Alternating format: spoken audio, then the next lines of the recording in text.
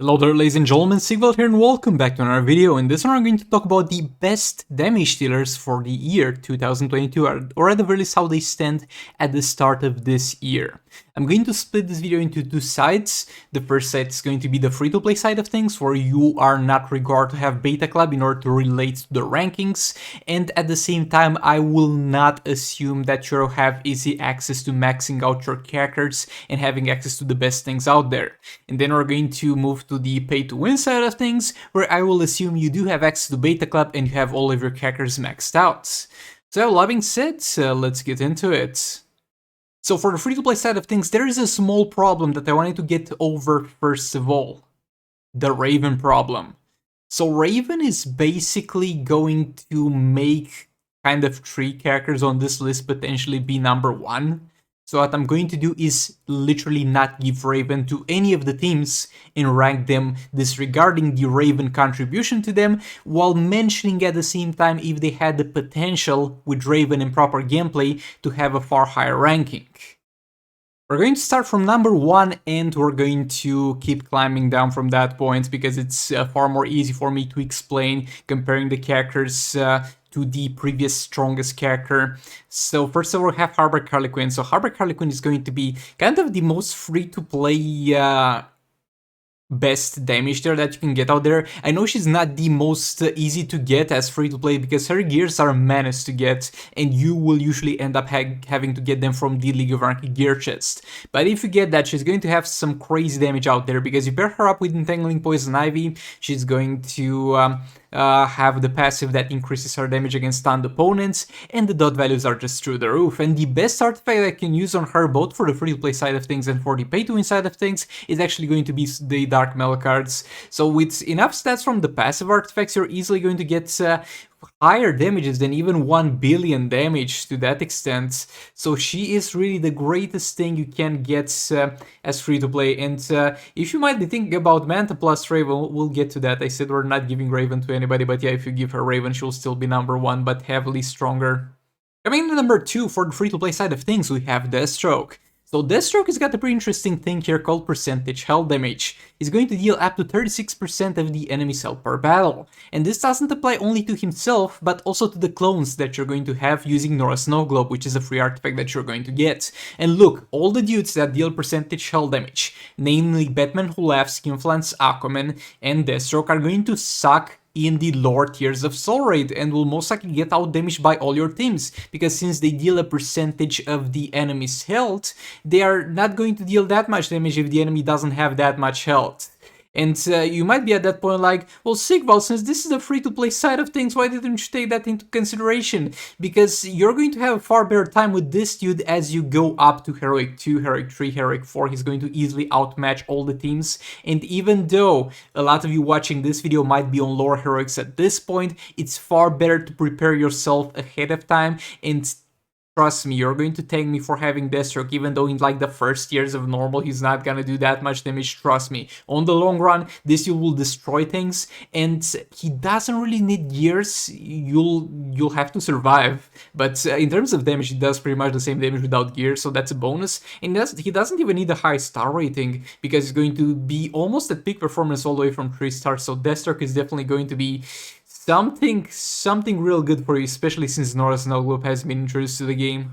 Coming in number 3 on the list, we're going to have Skinflance Aquaman. So Skinflance Aquaman is going to yet again be in a very similar spot as Deathstroke, because he's going to have this thing that's going to deal a percentage health damage to the enemy target, and also works with the clones that you're going to be able to create for yourself from Nora Snowglobe. And while Skinflance Aquaman is actually going to do more damage after you're done with that because of his passive, and he can do damage outside of having access to the percentage health damage, he's going to fall flat compared to Deathstroke, because there's one very important thing. So they have introduced a long time ago in the game something that's called the damage cap, kind of at the same time as introducing Skinflance Aquaman to kind of nerf him, because they thought he was kind of broken at that point, and boy, that did not age well compared to what we have access nowadays. But the damage cap means that you're not going to be able to deal more damage than a percentage of the enemy's max health. So that means that instead of 10% of boss's health, you're going to deal 3% of boss's health, because that's going to be the damage cap for a lot of bosses. Now, the new characters, Deathstroke included, are going to be able to easily bypass that, while Qinflans Sakomen is not going to have that luxury, so that's why I'm going to put him below Deathstroke, but he's still a very, very strong character, and most likely the first damage that you guys are going to get. So definitely sold, dude. Coming in number 4, we have The Last of Joker. So why didn't I add him as an honorable mention alongside Harley or put him on the same spot? Well, because I think he's going to, for most people, be worse than Harley, but at the same time he's worth having a separate spot on this list, because for a lot of free-to-play players, this guy will be the thing that makes the League of Anarchy until they get Harley, because Harley is not easy to get. Well, this dude is far more manageable to get, because he's got a challenge, even though it doesn't come around too often, and his shards are going to drop from league rates. And you're going to be far more likely to be ready to use your Last of Joker than you will be to use your Harbor Harlequin. So for a lot of people, this dude will be the thing for a while. And he's going to mainly deal damage because he's a League of Anarchy character, and he can synergize with DPI and get some dot damage. He also increases the dot damage that he's going to do with that, for the entire team, by the way. And also he's going to have this passive that will give him damage depending on the targets that are going to die in that fight. And while this was cool previously, though it didn't have too many applications, the best you could get out of it was get one character in your team killed to activate this once. Now that you got Nora Snow Globe, you're going to be able to get characters killed multiple times and increase his damage even further. And if you're at peak performance with this dude, you're going to, for a long time, until you get crazy high amounts of health, deal more damage with him than you would deal with Deathstroke or Qinflans Sakomen, until the bosses get health like above 1.5 billion health. But at the same time, getting that much out of Joker requires far more gameplay ability than getting that much out of Deathstroke and Qinflans Sakomen, so that's why I put him here. But if you're the best Last of Joker player out there and you have the best combo interruption out there, feel free to put him in your list above Batman Who above. He's anyway above Batman Who Laughs, but above Qinflans Sakomen and Deathstroke. Coming in number 5, we're going to have Batman Who Laughs. So Batman Who Laughs over here is going to be kind of in the same boat as Qinflans Sakomen and Deathstroke, but is going to suffer from something. While he has the percentage health damage out there, it's going to be a pretty decent one. And yet again, this will scale better the more health the enemy has. He doesn't have any synergy with Nora Snow Globe. I mean, he has, I'm not sure if they removed it or not, where he stays in final form indefinitely, but that doesn't matter. It's not going to give him significantly more damage. Basically, for Qinflans Sakomen and Deathstroke, you can heavily extend that percentage health that they do. For him, it's going to be 36 always, which is still a high amount, and yet again is going to be a crazy amount the higher health the enemies that you're going to fight are going to get, but at the same time it's not going to be anywhere near the potential that Deathstroke and Qinflans Sakomen have in that regard. Coming in number 6, we have Black Manta, so I'm going to start with the mention. This dude, even for the free-to-play side of things, has the potential to be number 1, because what you can do is put Dark Melkars on this dude, put Just League Flash in there, and put Raven in there. And you're going to pretty much one-shot anything in the game. You're going to get some crazy amounts of damage, and this guy, for the free-to-play side of things, is kind of the most efficient thing to use with Raven. I mean, League of Anarchy is going to do more damage than this dude with Raven, but at the same time, there's not that much health on the bosses to really need more damage, so you're going to be better off using League of Anarchy separately and this dude with Raven. And you're going to deal the 2 billions of damage easily, but the problem is not that easily, because for that to be the case, you're going to need a 6 to 7 star Manta to max out this passive, which is going to be the thing that gives him the damage. You're going to need a 5-star or 6-star Raven to get the best out of that, and you're going to need very, very good gameplay, because this fight is reliant on combo interruption, is reliant on tagging from a block. So while this dude definitely has the potential to be number 1 for you as free-to-play as a damage dealer, and definitely is the most is used in the most optimal scenario when he has the potential to be the number 1 for this list, the reality is a lot of people are not going to have access to a maxed out Manta, and a lot of people are not going to be able to play him properly with Raven, myself included to an extent. Like, I haven't really given the team an honest shot, but I'm afraid at this point, I'm gonna be honest. But yeah, that being said, a very solid character nevertheless. Like, this is the ranking if you do not give him Raven. So yeah, let's move on. Mr. Freeze is also going to be an honorable mention at this point at number 6. Like, this dude really reaches his potential for the pay-to-win side of things and is going to be very good with Beta Club. But for the free-to-play side of things, I have seen this dude pull some decent damages comparable to Manta to an extent. But yet again, this dude is going to be even more reliant on the star rating than Manta. Is going to require years. At 3 stars is going to be absolute garbage without Beta Club. So this is something that might have the potential to be as good as Manta for the free-to-play side of things. But at the same time, it's a risky endeavor that you should not actively pursue. Maybe test him out a bit, see how it goes if you get him at 4 stars or 5 stars gradually through farming on ISO raids or from random chests. But as free to play, I do not recommend you actively pursue this dude, but I thought I would mention him here. Coming in number 7, we have Batman Ninja Catwoman without Beta Club, obviously. Like, a lot of times you see Batman Ninja Catwoman is going to be Beta Club fights, but she actually does a very good job with Dark Mail cards, because she's going to get the passive that gives her lethal attack damage from Batman Ninja Robin, and at the same time she's going to get the guaranteed crits and additional crit damage from the Dark Mail cards, and that combined with her special 2 that allows her to inflict constant dot damage on the enemy, and gives her constant lethal stacking, and the third special which increases her lethal attack damage over the cap. She's simply pulling the numbers, my dudes, and she's one of the most versatile characters in terms of what fights she can fight. Like, on my secondary account, with level 4 and level 2 soul raid specific artifacts, I'm going to get damages that are above 160 mil damage with Dark Mail cards on her, and while this is not that great for the pay-to-win side of things, for the free-to-play, this is a very reliable team that you can use. So yeah, it's simply the damage numbers that she pulls at this point. That's just as far as the explanation goes for her. She does damage. Okay, so number 8 is going to be Silver Banshee. Yet another character that just does damage. She's going to have this passive that applies a debuff to the opponents. You're going to disable specials with your own specials, and the more specials the enemy has disabled, the more we're going to deal with this third special.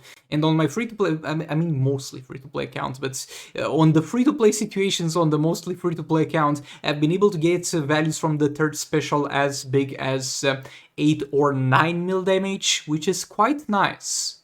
And yeah, that's as far as it goes for Silver Banshee. She simply pulls the damage, and she has a challenge. It's going to be something that a lot of you will have access to, definitely worth building. Also, an honorable mention kind of in the spot where Silver Banshee was in terms of damage, because that's as far as this dude goes, as far as being able to test him on the secondary account. This is the main account. I don't have him built here, and I don't care to build him. You know why? Because I have Manta. That's why he didn't get a specific spot on this list. Though I did give Joker a spot, but the benefit you get from Joker is nowhere comparable to the benefit you get from this dude. But yeah, if you don't have Manta, you can use this as a replacement for Manta as a damage dealer to use with Brainiac, and he's going to deal decent amounts of damage comparable to Silver Banshee. That's kind of as far as he gets for me at this point, though granted Silver Banshee is 7 stars and he's like 4 stars, so I guess there's room for improvement. But yet again, if you do have Manta, you have absolutely no reason to get this dude. If you do not have Manta, then you can use this dude that you're going to farm anyway, but don't go out of your way to get him, and don't go out of your way to refresh his challenge because it's expensive, but you can consider this dude as one of your top 6 teams for the time being. Number 9, Multiverse Armor Supergirl. So, she's going to get some crit chance and crit damage from here. She's going to get some crit chance and crit damage from Multiverse The Flash. She's going to bypass that with Dark Mail cards. This inflicts burning on the opponent, and this does more damage if they are burned. That's as far as the Multiverse team goes. This is a team that will occupy a filler spot. It's something that if you can get without putting too much effort into it, it's gonna do wonders for you. If you can't get, don't go out of your way to get it, because you will eventually cycle it out of your top 6 team sequence. But if you get it anyway, if you manage to get Multiverse Armor Supergirl Arena season on the anniversary, because she has an Arena season in August, I think is the anniversary, then fine, use the Multiverse team. It's gonna do good damage for her, and for league raids, because this was mainly for soul raids, she is going to be in the top 6 teams, I think. Yeah, she is. But for soul raids, she's going to be a filler damage there. You're going to eventually discard her for something better, but she's going to serve you well until that point. And number 10 is Just Like Flash. So look, Just Like Flash is going to do decent damage for you. He's going to be out there with some decent damage dealers. By the way, this is not built. I have him built on my secondary account. But so mainly what he does, it makes him Bro, what makes him do damage is going to be the fact that he's got 3 fast attack hits plus 1 from the passive 4 fast attack hits. The man is hitting 4 times when he does a basic attack hit. That is insane. You can buy that with just 6 Cyborg passive. That's going to be insane damage. A few problems with that. He doesn't do well with all blades, and that's going to be the artifact that most of you are going to be using for a while. He requires combo interruption. He requires a just 6 Cyborg. So there's a lot of requirement that goes into this team. You should build his team if you can. It's going to do well for you for the most part, but it's yet again a team that will eventually get cycled out. And I guess you could argue that I should have put this dude maybe above Sir Banshee or above Batman Shaketoman, but he simply doesn't do more damage than them for me on the secondary count. Sir Banshee and Batman Shaketoman constantly outdamage him, and the Multiverse team is going to be a little bit more reliable. Like, if you're going to go for raw damage, depending on perfect gameplay on both teams, then yeah, Flash does more than the Multiverse team. That's easy to point. But that's not gonna be the case a lot of times, and this dude goes from 100 to 0 as soon as you do a mistake, so that's why I put him here, but I guess you could give him a little bit of a hard spot. So that's about it for the free-to-play side of things. Let's move on to pay-to-win side of things. Okay, so for the pay-to-win side of things, it's going to get very, very weird. Because with the Beta Club, you're going to have a lot of characters in a lot of combinations that are going to be able to one-shot a fight from 2 billion health. So that would make me give like half of the characters on this list number 1 by default. So I'm not going to do that. At the same time, I can't take away Raven from them and from every one of them, because over here, since we're assuming you have a lot of resources at your disposal, what I'm going to do is do this list according to the ultimate sequence of characters. The pairing of teams that will give you the absolute most damage overall in 6 pips. That's kind of what we are going to try to concentrate on here. Though at the same time, I'm going to mention, for example, for number 1, I'm going to separately mention all the other teams that also had the potential to be at number 1, but are not going to make it to number 1, because in the ideal scenario, you're not going to use those teams, and you're going to pair those characters differently, because you'd rather put your resources elsewhere to overall get more damage out of your whole 6 pips. Hopefully that was understandable enough. Number 1, Mr. Freeze with Brainiac. So Mr. Freeze with Brainiac is going to make use of this passive, Beta Club, and Brainiac lethal attack damage stacking. And if you have a maxed out Mr. Freeze at 7 stars, or maybe works well enough at 6 stars, with a high enough level passive, you're going to be able to one-shot anything in the game. So yet again, Beta Club, maxed out Mr. Freeze. You freeze stuff, and then it gets one-shotted by dot damage. You just sit back, relax, and watch them take dot damage. Press the second special from time to time, do some combo when the freezing expires, but you're going to melt stuff. So Brainiac goes to Mr. Freeze in the ultimate damage sequence. So now a few mentions, like honorable mentions, like this is not in the sequence of most optimal fights, but if you don't have maxed out Mr. Freeze, you can give Brainiac to Raven plus Beta Club, and it's also going to get you to the same point because of her passive plus lethal attack damage. Also, another thing that will not make it in the optimal sequence of fights, but for example, this is what I'm using. You're going to get Batman Ninja Gorilla Grodd with Brainiac and Robin. You put Beta Club on him, you stack lethal with Brainiac, you get some lethal from the Batman Ninja Robin passive, and you're going to be able to do billions of damage, and you're going to be able to pretty much one-shot any fight in the game. That's obviously not immune to lethal or some stuff like that. But yeah, definitely another team that has the potential of being number 1 in terms of raw damage, but if you got all the resources and in the best sequence of events, you're never going to use. Coming in at number 2, we have Manta. So since the introduction of Dark Metal cards, you can use Manta with Raven. You put the Dark Metal cards on Manta, and then you use Raven, and you're going to pretty much one-shot any fight in the game that you can actively combo interrupt. For the free-to-play side of things, this option made it so much lower because it was a lot to ask of people to have a maxed out Manta and the maxed out Raven. But boy, we're in the pay-to-win realm. You better max that bad boy out. But yeah, if you manage to get your Black Manta to a good extent, and get Raven to also good star rating, and you have the proper gameplay, this team will do all the health that the fight has. The only reason why this didn't make it to number 1 alongside Mr. Freeze is because of 2 reasons. First of all, this is going to be far harder gameplay. With Mr. Freeze's borderline no-brain gameplay, room temperature IQ gameplay. With this one, you're actually required to actively think, combo interact, tagging from block, and at the same time, this team will not do that well against fights that you are going to have a hard time combo interrupting, because it's gonna do far less damage if you don't have Justice Flash in there. You're going to pussy out and replace him with a Silver Green Lantern, but definitely a very good team. Third one on the list is going to be Heartbreaker Harley Quinn, and yet again I'm assuming without Raven. If you give her Raven, easily one-shot every single fight in the game, but yet again in the optimal sequence you would have her without Raven because she can deal a lot of damage without Raven, but if you give Raven to someone else, you'll overall 3 or 6 pips, yet more damage. Also, Last of Joker kind of fills the same category, though yet again Harley is going to be the most reliable thing, and since for the pay-to-win side of things we get more options out there, I'm not going to separately include Last of Joker here, but basically the same reasons as free-to-play. Amazing damage. Coming in number 4, we have Deathstroke, so keep in mind, he needs a good fight. He needs to fight a high health opponent, and you need to really put those clones to work. Because yet again, it's going to be the percentage health damage that you get out of this thing, and you get out of each of the clones. But for the pay-to-win side of things, he really needs a good fight to deserve the spot, my dude. Because he's going to compete with Batman Ninja Catwoman.